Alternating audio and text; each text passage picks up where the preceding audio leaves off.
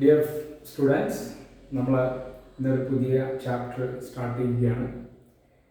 ചാപ്റ്ററിൻ്റെ പേര് mechanical properties of fluids എന്നാണ്. കഴിഞ്ഞ ക്ലാസ്സിൽ ഞാൻ പറഞ്ഞു മാറ്ററിനെ മൂന്നായിട്ട് ക്ലാസിഫൈ ചെയ്യുന്നു: solids, liquids and gases. Solids നമ്മൾ ഓൾറെഡി പഠിച്ചു കഴിഞ്ഞു. ഇനി നമുക്ക് പഠിക്കാനുള്ളത് ഈ ലിക്വിഡ്സും അതുപോലെ തന്നെ ഗ്യാസസുമാണ്. ഈ ലിക്വിഡിലും ഗ്യാസിനും പൊതുവായിട്ടൊരു സ്വഭാവമുണ്ട്. എന്താണ് സ്വഭാവം എന്ന് വെച്ച് കഴിഞ്ഞാൽ ഒഴുകുന്നതിനുള്ള കഴിവാണ്. നമുക്കറിയാം, ഇപ്പോൾ നമ്മൾ ടാങ്കിൽ, നമ്മുടെ വീടുകളിലേക്ക് വെള്ളം കിട്ടാൻ വേണ്ടി നമ്മൾ ടാങ്കിൽ മേളിൽ ഒരു വലിയ ടാങ്കിൽ വെള്ളം ശേഖരിച്ചിട്ട് പൈപ്പ് ഓരോ മുറികളിലേക്ക് അല്ലെങ്കിൽ ഓരോ ടോയ്ലറ്റിലേക്ക് വിട്ടിട്ടാണ് നമ്മൾ വെള്ളത്തിനെ ഒഴുക്കുന്നത്. വെള്ളത്തിന് എങ്ങനെ ഒഴുകാനുള്ള കഴിവുള്ളത് കൊണ്ട് തന്നെയാണ് ആ പൈപ്പിലൂടെ വെള്ളം ഒഴുകി നമുക്ക് ആവശ്യമായ സ്ഥലങ്ങളിലേക്ക് എത്തിച്ചേരുന്നത്. അപ്പോൾ ലിക്വിഡ്സിന് പൊതുവായിട്ടുള്ളൊരു കഴിവെന്ന് പറയുന്നത് ഫ്ലോ ചെയ്യണം. നമുക്കറിയാം, നമ്മുടെ ശരീരത്തിലൂടെ ലിക്വിഡ് ഫോമിലുള്ള ബ്ലഡ് ഓരോ നിമിഷവും ഓരോ കുഴലുകളിലൂടെ ഒഴുകിക്കൊണ്ടിരിക്കുകയാണ്, രക്തക്കുഴലിലൂടെ.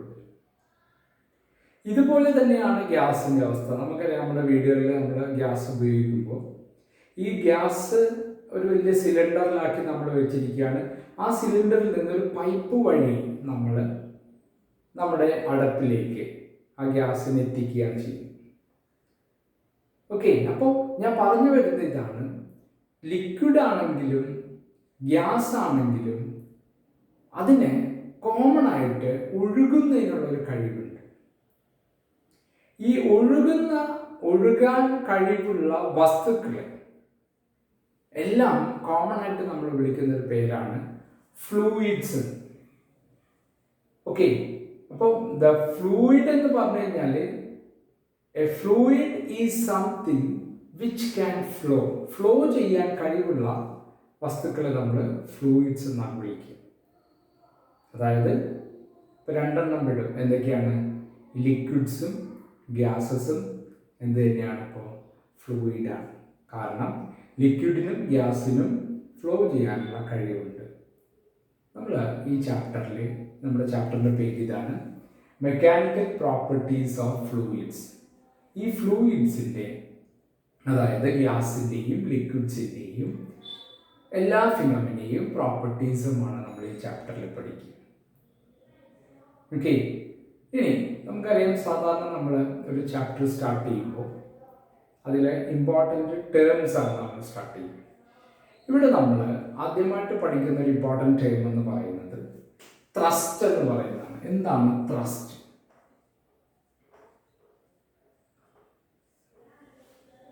ഓക്കെ, ത്രസ്റ്റ് എന്ന് പറയാൻ വേണ്ടി നമ്മൾ പറയുക, സാധാരണ നമുക്കറിയാം, ഒരു പുഴയിലൂടെ വെള്ളം ഒഴുകി വരികയാണ്. നല്ല ഒഴുക്കുള്ള പുഴയാണെങ്കിൽ നമ്മൾ ഇതിനെ ക്രോസ് ആയിട്ട് ഒരു ബണ്ട് പോലെ, അല്ലെങ്കിൽ ഇപ്പോൾ ഡാമൊക്കെ പണിയുമ്പോൾ നല്ല ഒഴുക്കുള്ള പുഴയുടെ വെള്ളം നമ്മൾ വലിയ കോൺക്രീറ്റ് ഭിത്തി വെച്ചിട്ട് തടഞ്ഞു നിർത്തുകയാണ് ചെയ്യുക, കെട്ടി നിർത്തുക. ഓക്കെ, അങ്ങനത്തെ ഒരു കേസ് ഇമാജിൻ ചെയ്യുക. ഒരു വലിയ പുഴ ഇങ്ങനെ ഒഴുകി പോകുന്നു, ഒരു പർട്ടിക്കുലർ ഡയറക്ഷനിലൂടെ ഇങ്ങനെ ഒഴുകി പോകുന്നു.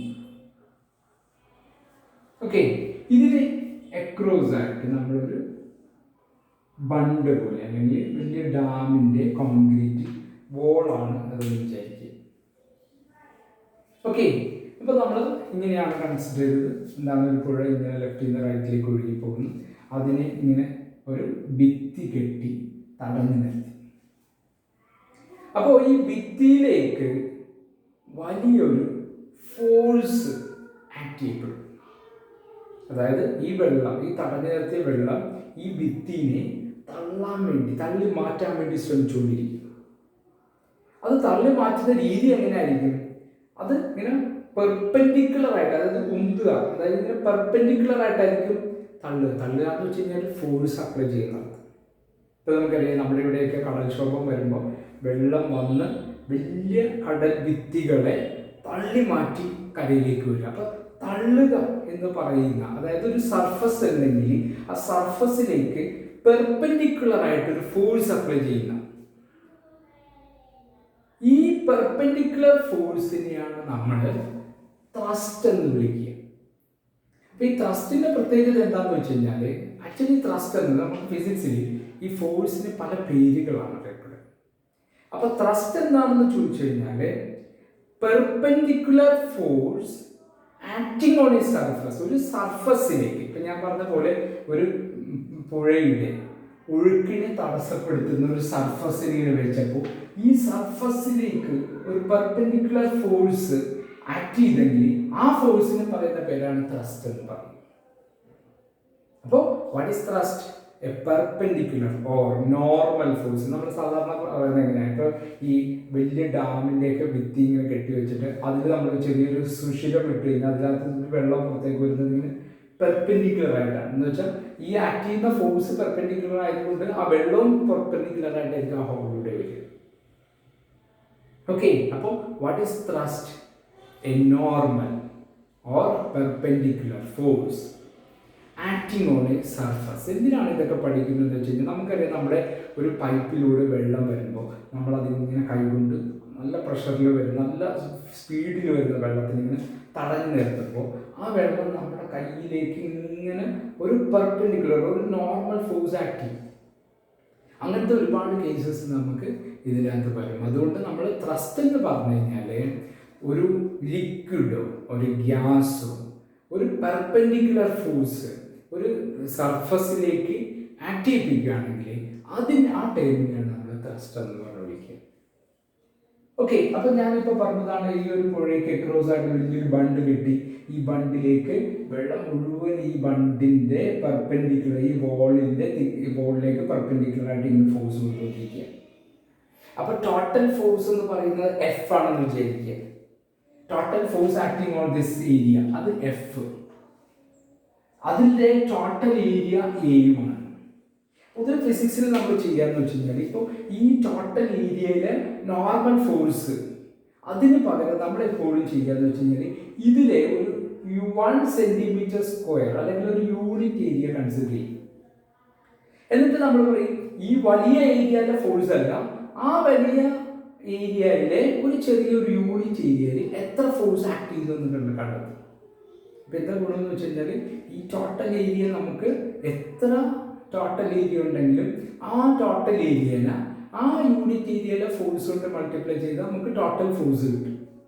ഇപ്പം ഞാൻ പറഞ്ഞു വരുന്ന ഇതാണ്, പൊതുവെ ഫിസിക്സിൽ നമ്മൾ ചെയ്യുക ഈ ഒരു സർഫസിലേക്ക്, അതായത് ഒരു സർഫസിന് ഒരു ടോട്ടൽ ഫോഴ്സ് ആക്ട് ചെയ്യുകയാണെങ്കിൽ ആ ടോട്ടൽ ഫോഴ്സിന് പകരം ഒരു യൂണിറ്റ് ഏരിയയിൽ എത്ര ഫോഴ്സ് ഉണ്ട് എന്ന് നമ്മൾ കണ്ടുപിടിക്കുക ചെയ്യുന്നു. അപ്പം അതിന് നമ്മൾ എന്താ പറയും? The total normal force per unit area. ഒരു യൂണിറ്റ് ഏരിയയിൽ ആക്ട് ചെയ്യപ്പെടുന്ന പെർപെൻഡിക്കുലർ ഫോഴ്സ്, അതായത് ത്രസ്റ്റ്. അപ്പോൾ ഒരു ത്രസ്റ്റ് പെർ യൂണിറ്റ് ഏരിയ അത് നമ്മൾ കാൽക്കുലേറ്റ് ചെയ്യും. അതിനെ വിളിക്കുന്ന പേരാണ് പ്രഷർ. നമുക്ക് ഇമ്പോർട്ടൻ്റ് ആയിട്ട് വേണ്ട ടേമാണത് പ്രഷർ. അപ്പം എന്താണ് പ്രഷർ? ഈ ഒരു ടോട്ടൽ ഫോഴ്സിനെ ഈ ഒരു ഇതിൽ ആക്ട് ചെയ്യപ്പെടുന്ന ഈ ടോട്ടൽ ഏരിയയിൽ ആക്ട് ചെയ്യപ്പെടുന്ന ഫോഴ്സ് എഫ് ആണെങ്കിൽ ഇതിൻ്റെ ടോട്ടൽ ഏരിയ എ ആണെങ്കിൽ നമുക്കൊരു യൂണിറ്റ് ഏരിയയുടെ വാല്യൂ കണ്ടുപിടിക്കാൻ വേണ്ടി എന്ത് ചെയ്യണം? ടോട്ടൽ ഫോഴ്സിനെ ടോട്ടൽ ഏരിയ വെച്ച് ഡിവൈഡ് ചെയ്താണ്, that is F by A. ഇപ്പം എന്തായി? ഒരു യൂണിറ്റ് ഏരിയയിലെ ഫോഴ്സ് കിട്ടി. ആ യൂണിറ്റ് ഏരിയയിലെ ഫോഴ്സിനെ വിളിക്കുന്ന പേരാണ് എന്ത്? Pressure. What is pressure? The thrust. What do you mean by thrust?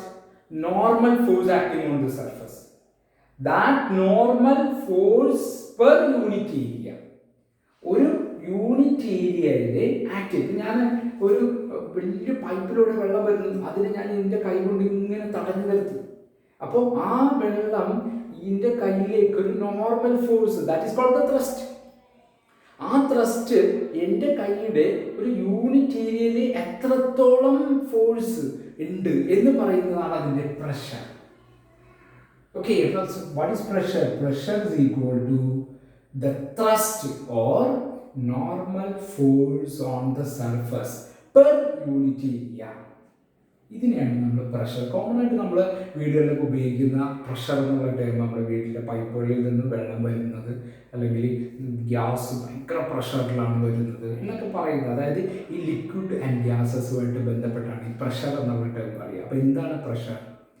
ഒരു സർഫസിലേക്ക് ആക്ട് ചെയ്യപ്പെടുന്ന നോർമൽ ഫോഴ്സ് പെർ യൂണിറ്റ് ഏരിയയാണ് നമ്മൾ പ്രഷർ എന്ന് പറഞ്ഞു വിളിക്കുക.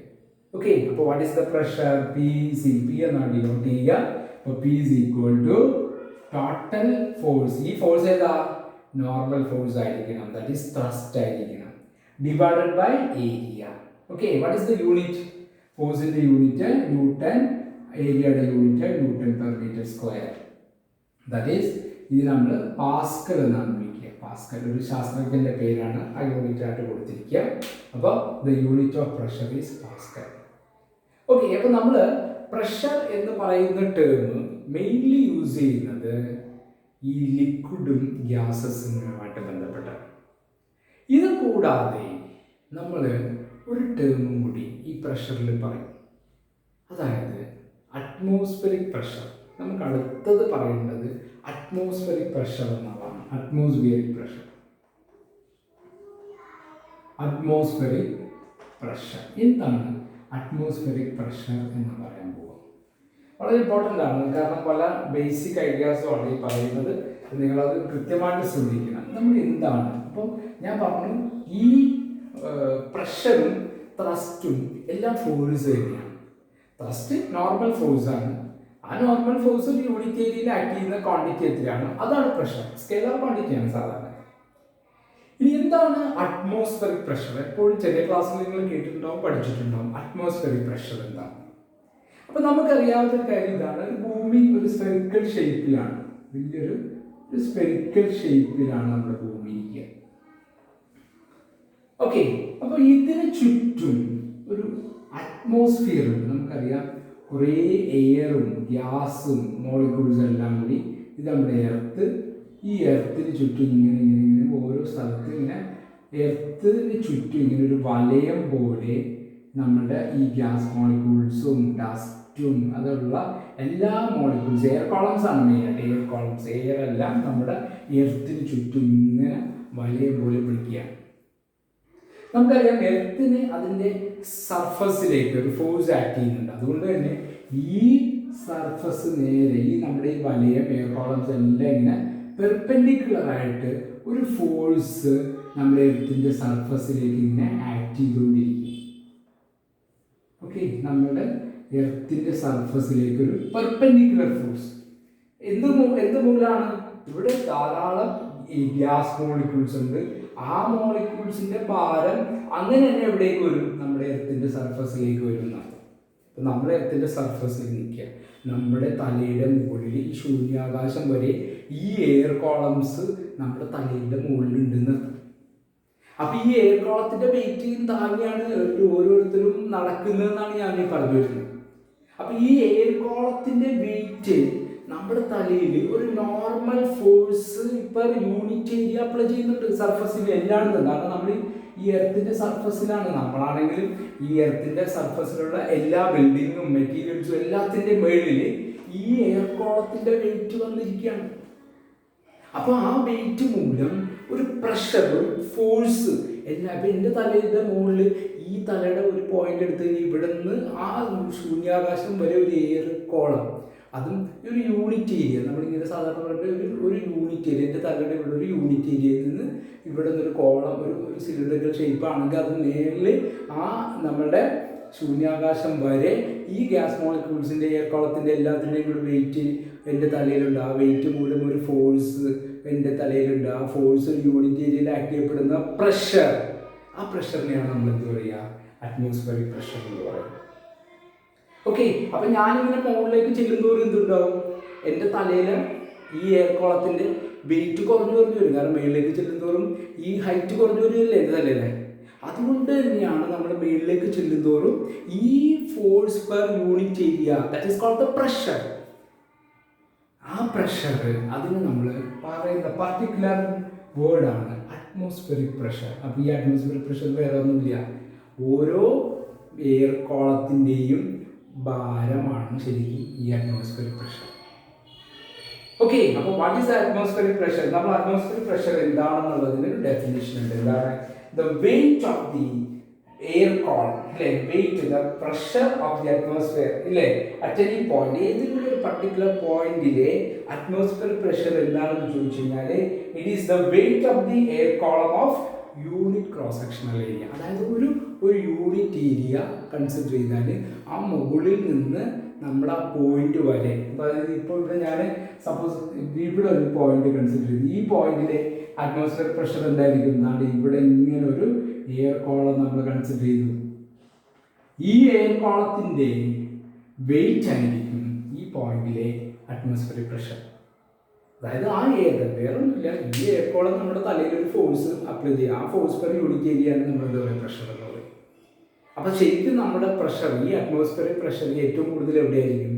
നമ്മുടെ എർത്തിൻ്റെ സർഫസിലായിരിക്കും. മുകളിലേക്ക് ചെല്ലുന്നവരും, ഞാൻ ഇവിടെ നിന്ന് മുകളിലേക്ക് ചെല്ലുന്നവരും എന്ത് ചെയ്ത് ഇവിടെ നിന്ന് പിന്നെ അത് ഇത്രയേ ഉള്ളൂ. അതായത് ഈ എയർ കോളത്തിൻ്റെ എണ്ണം കുറഞ്ഞു മുകളിലേക്ക് ചെല്ലുന്നവരും.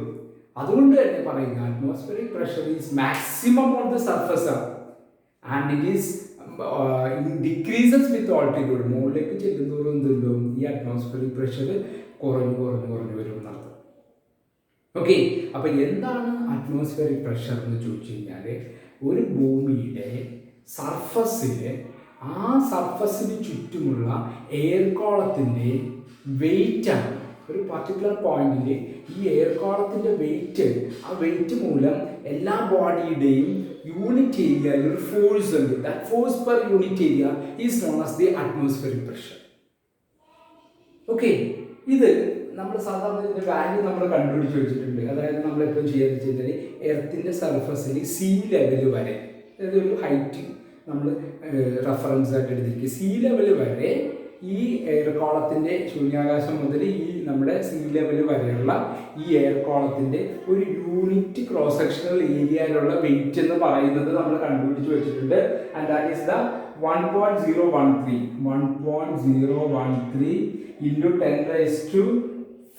into 10⁵ Pascal. ഇതാണ് 1 atm, 1 അറ്റ്മോസ്ഫിയറിക് പ്രഷർ എന്ന് പറയുക.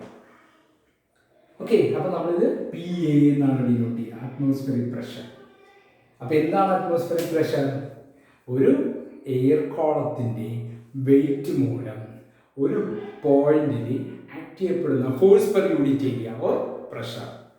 അപ്പം ഞാൻ വേറൊരു ക്വസ്റ്റ്യനോട് ചോദിക്കുക. അപ്പം ഞാൻ ഒരു സ്വിമ്മിംഗ് പൂളിൽ ഇറങ്ങി. ഓക്കെ, ഞാനൊരു സ്വിമ്മിംഗ് പൂളിൽ ഇറങ്ങി, വെള്ളത്തിൻ്റെ ഏറ്റവും താഴെ, ഇതാണ് നമ്മുടെ സ്വിമ്മിംഗ് പൂള്, ഇവിടെ എല്ലാം വെള്ളമാണ്, ഇതെല്ലാം വെള്ളമാണ്. ഈ വെള്ളത്തിൻ്റെ താഴെ ഇങ്ങനെ മുങ്ങാൻ വേണ്ടിയിട്ട് ഈ താഴെ ഒരു പൊസിഷനിൽ നിൽക്കുകയാണ്. എന്തായിരിക്കും എൻ്റെ പ്രഷർ? എൻ്റെ തലയിൽ എന്തൊക്കെ ഉണ്ടാവും? താഴെ ഇവിടം വരെയുള്ള ഈ വെള്ളത്തിൻ്റെ വെയിറ്റ് ഉണ്ടാവും, ഉറപ്പല്ലേ?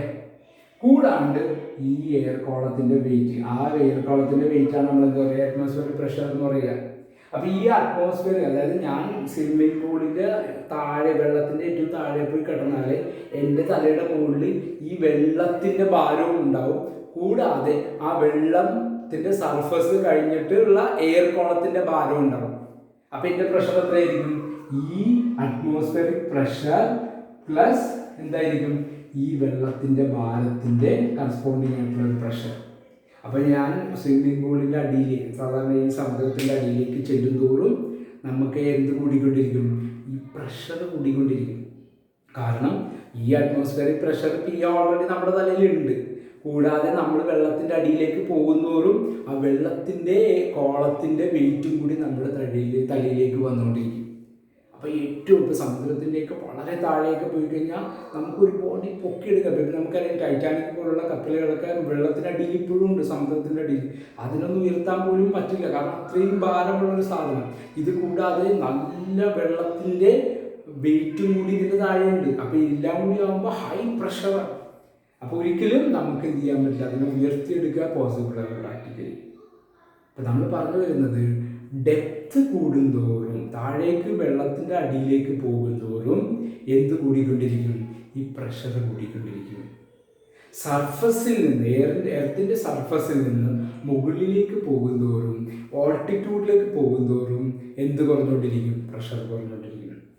അപ്പോൾ ഞാൻ എൻ്റെ എർത്തിൻ്റെ സർഫസിൽ നിന്ന് മുകളിലേക്ക് ചെല്ലുന്തോറും ആ എൻ്റെ തലയിലുള്ള എയർ കോളത്തിൻ്റെ ഈ സൈസ് കുറഞ്ഞു വരിക, അപ്പം നമ്പർ കുറഞ്ഞു വരും. അപ്പം മേളിലേക്ക് ഇരുന്നോറും എയർ കോളത്തിൻ്റെ വെയിറ്റ് കുറഞ്ഞു വരും. So the pressure decreases with altitude.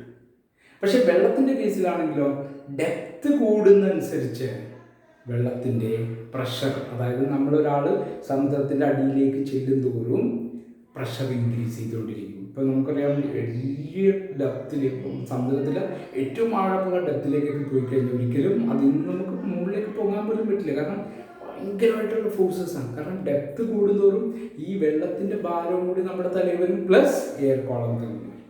പിന്നെ നമ്മൾ നെക്സ്റ്റ് പറയുക ഈ ഒരു റിലേഷൻ, അതായത് ഈ സർഫസിൽ നിന്ന് എച്ച് ഡെപ്തിലാണെങ്കിൽ എത്ര പ്രഷർ, ആ പ്രഷർ കണ്ടുപിടിക്കുന്ന റിലേഷനാണ് നെക്സ്റ്റ് നമുക്ക് പറയുന്നത്. Okay, thank you.